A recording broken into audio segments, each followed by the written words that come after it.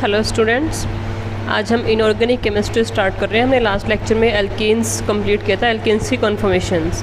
अभी हम inorganic chemistry में पीरियोडिक लॉ जो हैं उनको डिस्कस करने वाले हैं। तो सबसे पहले हम देखेंगे मॉडर्न पीरियोडिक लॉज क्या होते हैं, यानी जो मेंडलीफ की पीरियोडिक टेबल है, मेंडलीफ की आवर्त सारणी है, उसमें जो लॉज, जो नियम, जो उसके रूल्स हैं वो उसमें क्या लगते हैं वो हम यहाँ पे डिस्कस करेंगे। तो इसमें देखते हैं क्या है। Properties of elements are the periodic function to their atomic numbers, यानी जो उनकी प्रॉपर्टीज़ होती है एलिमेंट्स की वो क्या होता है, उनका एटॉमिक नंबर पे बेस्ड होती है, यानी जो उनका परमाणु क्रमांक होता है।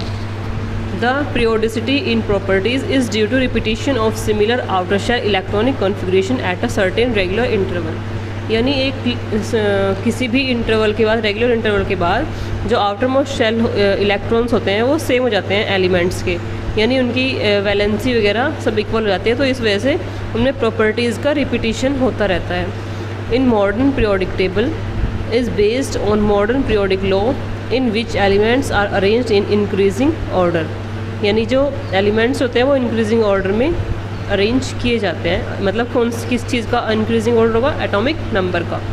जैसे जैसे एटॉमिक नंबर बढ़ेगा वैसे ही सारे के सारे एलिमेंट्स अरेंज किए जाएंगे।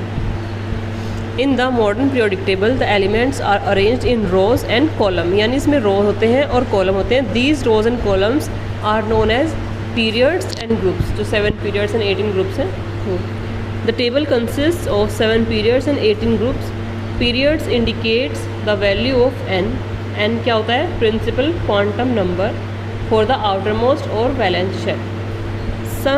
Same number of electrons is present in the outer orbital, that is similar valence shell electronic configuration, यानी जो एक ही ग्रुप के आएंगे, एक ही ग्रुप के एलिमेंट होंगे, उनके आउटर मोस्ट शेल में इलेक्ट्रॉन्स का जो नंबर होगा, इलेक्ट्रॉनों की जो संख्या होगी वो सेम होगी, जिस वजह से उनकी जो प्रॉपर्टीज़ हैं वो भी सिमिलर ही होती हैं। इसके बाद इसमें IUPAC नॉमेनक्लेचर कैसे होता है इनऑर्गेनिक कंपाउंड्स में। इसमें हम डिजिट की बेस पे रखेंगे, यानी अगर 0 होता है तो उसको नील, 1 के लिए अनयूज़ करते हैं, 2 के लिए बाई, 3 के लिए ट्राई, 4 के लिए क्वाड, 5 के लिए पेंट, 6 के लिए हेक्स, 7 के लिए सेप्ट, 8 के लिए ऑक्ट एंड 9 के लिए एन।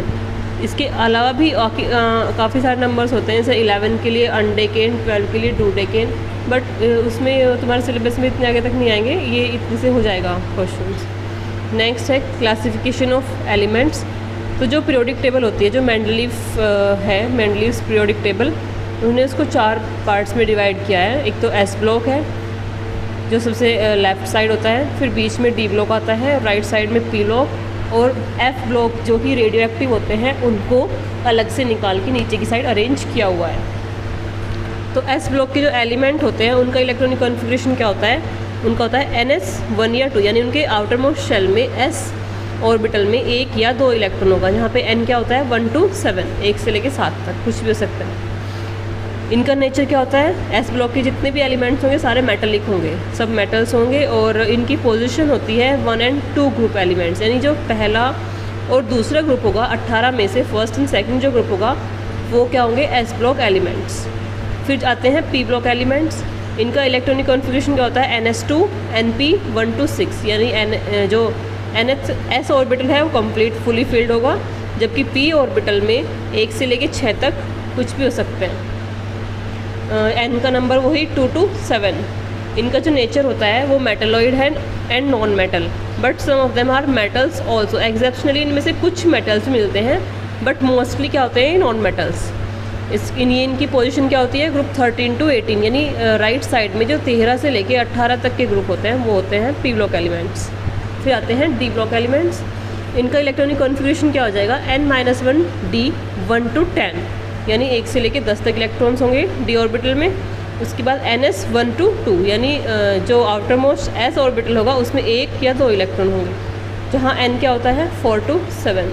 और इनका नेचर भी क्या होता है, मेटल्स, यानी डी ब्लॉक के जो एलिमेंट होंगे सारे के सारे मेटलिक होंगे। इसका जो पोजीशन होती है वो 3D सीरीज़ होती है बीच में, यानी स्कैंडियम से शुरू होती है ये, ऐसे जो 21 है, और ग्रुप 3 H के होते हैं HG तक 80 तक। उसके बाद आते हैं एफ ब्लॉक एलिमेंट। इनका इलेक्ट्रॉनिक कॉन्फ़िगरेशन थोड़ा कॉम्प्लिकेटेड सा है, ये आपको ध्यान रखना है। n-2 F1 to 14, यानी n-2 जो शेल होगी उसमें 1 से लेकर 14 तक इलेक्ट्रॉन होंगे।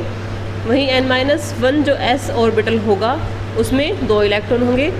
n-1 p ऑर्बिटल में 6 इलेक्ट्रॉन होंगे और n-1 d ऑर्बिटल भी हाफ फिल्ड होगा, यानी फुल फिल्ड नहीं होता वो। आउटर मोस्ट शेल यानी ns2 वो कम्प्लीटली फिल्ड होगा, जहाँ n क्या है 6 और 7, यानी बस 6 और 7 ही होगा। और इनका नेचर कैसा होता है, रेडियो एक्टिव। पहले बताया था मैंने कि जो F ब्लॉक के होते हैं वो सारे रेडियो एक्टिव होते हैं। उसके बाद इनकी पोजीशन क्या है, 4F सीरीज़ जो कि लेंथेनॉइड्स भी होते हैं, वो 14 एलिमेंट्स, मतलब उसका जो सीजियम से शुरू होता है 58 टू Lu 71 तक। और 5F सीरीज़ जिनको एक्टिनॉइड्स बोलते हैं, ये थोरियम से शुरू के लॉरेंशियम यानी 103 तक ख़त्म होता है। इस तरह से ये जो पीरियोडिक टेबल के 4 पार्ट्स होते हैं, S block, D block, P block and F block, ये इस तरह से अरेंज किए जाते हैं। उसके बाद आता है पीरियोडिसिटी इन एटॉमिक प्रॉपर्टीज़, यानी जो एटॉमिक प्रॉपर्टीज़ होती है एलिमेंट्स की, उनका एक पीरियोडिसिटी कैसे डिफाइन होती है। फर्स्ट आता है atomic radius. Within a given period atomic radius decreases from left to right. This is due to the effect of increase in nuclear charge while the electrons are being added to the same shell. Basically क्या होता है कि left to right जाने पे atomic radius क्या होगा, हमें ये याद रखना है कि लेफ़्ट टू राइट जाने पर एटॉमिक रेडियस कम होगा और डाउन द ग्रुप जाने पे क्या होगा, बढ़ेगा। ठीक है, क्यों ऐसा क्यों होता है, क्योंकि डाउन द ग्रुप जाने पे तो नंबर ऑफ़ शेल्स बढ़ते जाते हैं, लेकिन लेफ़्ट टू राइट जाने पे पी ब्लॉक के एलिमेंट्स की तरफ चलने पे वो साइज़ छोटा होता जाता है, क्योंकि उस पर इफेक्टिव न्यूक्लियर चार्ज बढ़ जाता है, जिस वजह से उसका एटॉमिक रेडियस कम होता है। Within a given group atomic radius increase down the group. This is due to the increase in number of shells, यानी डाउन द ग्रुप जाने पे नंबर ऑफ शेल्स जैसे बढ़ते हैं तो उस वजह से उसका साइज़ बढ़ेगा, जबकि लेफ़्ट टू राइट जाने पे इफेक्टिव न्यूक्लियर चार्ज बढ़ने की वजह से उनका साइज़ छोटा होता चला जाएगा। ये नीचे कुछ ग्रुप्स की रेडियस दी हुई है, ये आप नोट कर सकते हैं।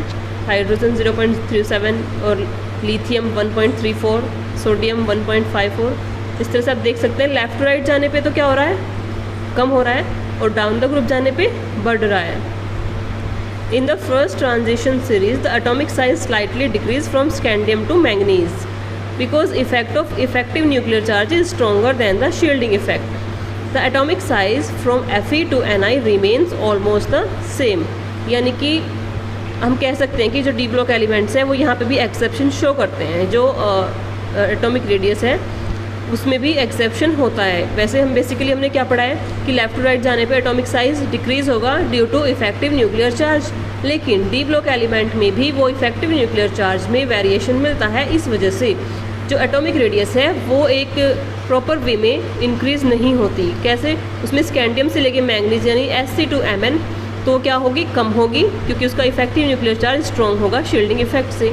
जबकि फेरस से लेकर निकिल तक यानी आयरन से जो निकिल तक जाते हैं वहाँ पे वो कांस्टेंट बनी रहेगी, क्योंकि उनका दोनों का इफेक्टिव न्यूक्लियर चार्ज और शील्डिंग इफेक्ट एक दूसरे को बैलेंस कर लेंगे। The atomic size from copper to zinc slightly increase because shielding effect is more than effective nuclear charge due to D10 structure of copper and zinc. Inner transition elements, as we move along the lanthanoid series, there is a decrease in atomic as well as ionic radius. The decrease in size is regular in ions but not so regular in atoms. This is called lanthanoid contraction. यानी जो lanthanoid की वजह से ऐसा होता है, ये मतलब इनर जो ट्रांजिशन एलिमेंट होते हैं इनमें ऐसा क्यों होता है, क्योंकि इसमें लैंथेनॉइड कॉन्ट्रैक्शन होता है। इस वजह से आयंस का साइज़ तो रेगुलर होता है लेकिन एटम्स का साइज़ रेगुलर नहीं होता। तो ये जो हम ये कह सकते हैं कि इनऑर्गेनिक केमिस्ट्री में एक्सेप्शंस बहुत ज़्यादा मिलेंगे, लेकिन इस एक्सेप्शन से रूल्स चेंज नहीं होते। जो रूल्स है वो रूल्स वही रहेंगे। यानी लेफ़्ट टू राइट जाने पे एटॉमिक रेडियस बेसिकली डिक्रीज़ होती है due to effective nuclear charge, and down the group atomic radius क्या होती है, इंक्रीज़ होती है। क्यों इंक्रीज़ होती है, क्योंकि इसमें नंबर ऑफ़ शेल्स बढ़ जाते हैं। इसके बाद हम अभी आज जो है एटॉमिक रेडियस तक ही इसको छोड़ते हैं। आप यहाँ तक इसको अच्छे से डिस्कस कर लेंगे, अच्छे से नोट कर लेंगे और इसको ध्यान से पढ़ेंगे पूरी पीरियोडिक टेबल को। और पीरियोडिक टेबल को याद करने का तरीका मैंने तुम्हें मतलब क्लास में भी बता चुकी हूँ, उसको आप एक बार से रिवाइज़ करेंगे। तो ये सारे के सारे जितने भी इसके पार्ट्स हैं S, P, D and F block, उन सबको याद करके और एटॉमिक रेडियस तक के, यानी इसमें जो एक्सेप्शन है डी ब्लॉक के एलिमेंट्स का, scandium to manganese and ferrous to nickel and then copper to zinc, तो वो आप ध्यान देके इसको अच्छे से पढ़ेंगे। Thank you.